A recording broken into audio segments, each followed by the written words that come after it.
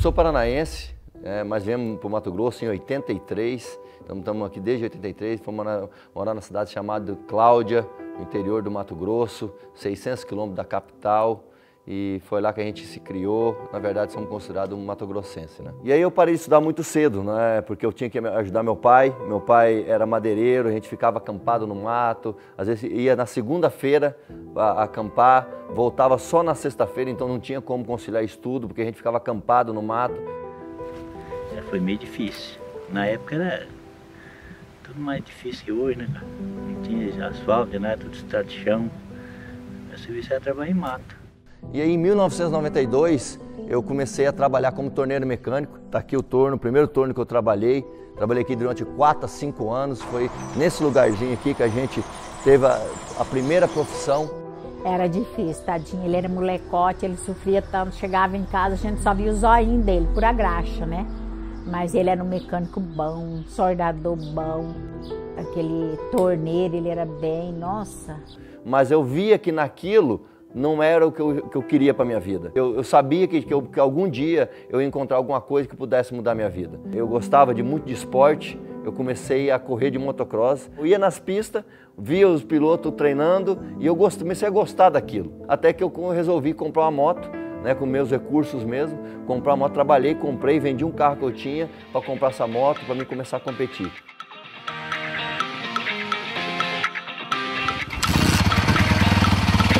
E eu trabalhava o dia todo, a semana inteira no torno. Aí na sexta-feira à tarde eu carregava minha moto, ia para a corrida, ia lá, corria no sábado, no domingo e depois carregava a moto e voltava embora, porque segunda-feira a gente tinha que estar aqui de novo, trabalhando, né, para ganhar nosso pão de cada dia. Meus amigos não acreditavam, nem ninguém mais próximo de mim acreditava que eu poderia dar certo, mas mesmo assim eu persisti. E com o tempo eu comecei a realmente pular, comecei a competir. E no meu primeiro ano eu fui piloto revelação no Campeonato Mato Grossense de Motocross. E eu lembro quando um amigo meu começou a me ligar e falou para mim, ó, você queria um negócio para você ganhar dinheiro? Eu encontrei esse negócio para você. Porque eu tinha que sair da cidade de Cláudia, né, que era a minha cidade, para ir para Sinop, conhecer, que é uma cidade vizinha, mas era 80 quilômetros de chão na época, para poder conhecer essa oportunidade. E era um dia inteiro de evento. Quando eu cheguei lá, deparei com aquelas monte de carros adesivados, aquele monte de gente, aquele tumulto de pessoas, e eu falei assim, volto embora ou já estou aqui e entro? Eu já tinha andado 80 quilômetros, falei, vou assistir.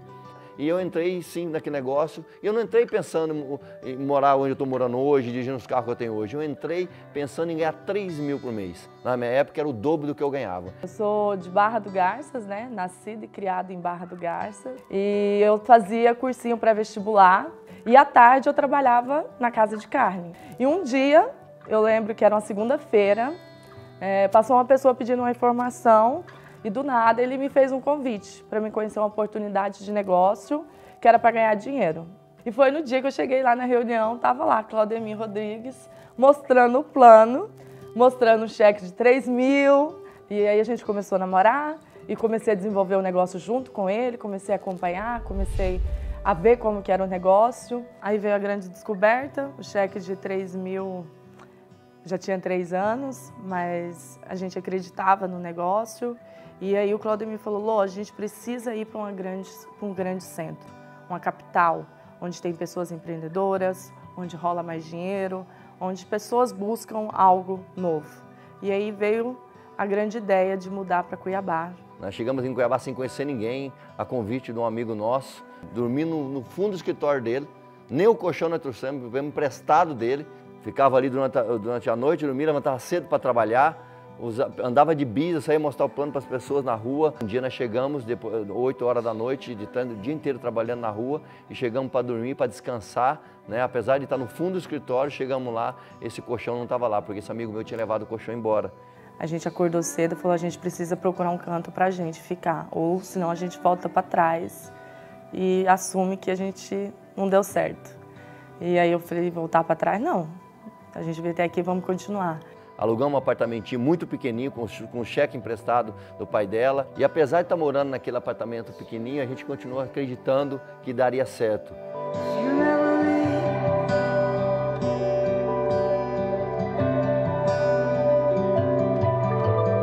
Muitas e muitas vezes lá da sacada, a gente ficava olhando o condomínio que estava sendo construído e falava, a gente vai morar um dia, e ficava sonhando ali nessa casa. E sonhando, né? Nunca deixamos de sonhar, nunca deixamos de sonhar e acreditar que um dia nós já saímos daqui e moraríamos naquele condomínio.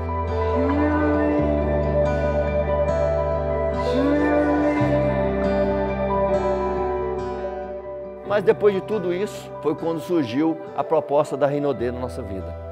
Eu lembro até hoje que o meu patrocinador é o Toshiro, ele me falava, acredite, cara, essa empresa vai mudar a sua vida. Venha conhecer o que é a Rinodê. A Rinodê tá começando, mas vai ser gigante.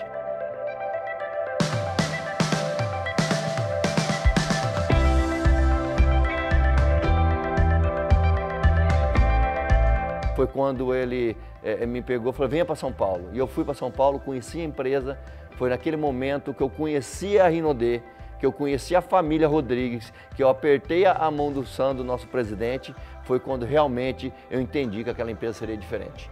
Eu vi no olho do nosso presidente o que ele tinha para poder levar para as pessoas. E já não era mais dinheiro, e sim a missão de mudar a vida das pessoas.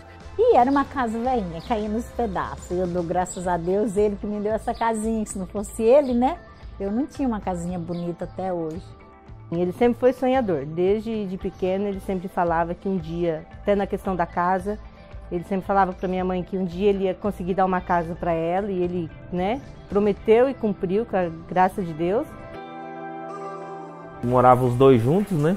Na época de quem tinha que pagar as contas quase era eu trabalhando com torno, né? Eu falei, Carl, você não tá no lugar certo, não. Ele olhou pra mim e falou assim, Daniel, eu vou ficar rico ainda com esse negócio ainda.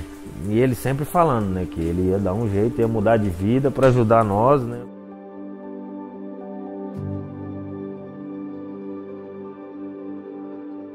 Primeira vez que a gente conheceu esse lago aqui, esse lugar maravilhoso, né, e a gente estava num barquinho pequeno, né, Lô?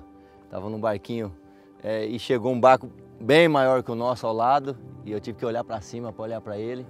E naquele dia nasceu um sonho de ter um barco como esse. Na verdade, até pedi pro dono do barco para poder entrar dentro do barco dele, conhecer como é que era, para me visualizar aquele sonho, né, e para depois a gente concretizar. Colocamos no quadro do sonho e eu sempre visualizava isso. Quando a gente fala que hoje tem coisas acontecendo na nossa vida que nós não tínhamos sonhado nem nos melhores sonhos, é disso que a gente está falando. É aqui que a gente carrega as baterias, tem vezes que a gente vem aqui fica 3, 4 dias embarcado, né, se divertindo, se descansando a mente, para a gente voltar depois, né, com as energias carregadas. A gente vê nele que ele é uma pessoa exigente, tanto é que ele chegou onde ele chegou, né? E assim, a gente se espelha nisso, né?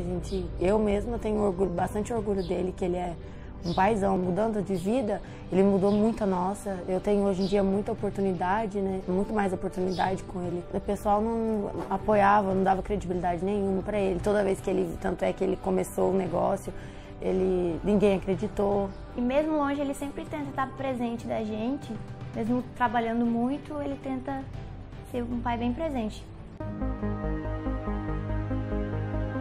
Que eu posso ter tempo com a minha família, eu posso ter tempo para desfrutar, eu posso ter o luxo de ficar um dia dentro de casa e não ter que sair trabalhar e poder desfrutar do meu barco, poder desfrutar da minha vida. Hoje é o que a Rinodê nos proporciona, realmente ter uma vida digna, uma vida surreal, uma vida que eu jamais sonhei há 16 anos atrás. Se me falasse para mim que eu ia estar vivendo uma vida dessa, eu ia chamar a pessoa de maluco. Você é responsável pela sua história.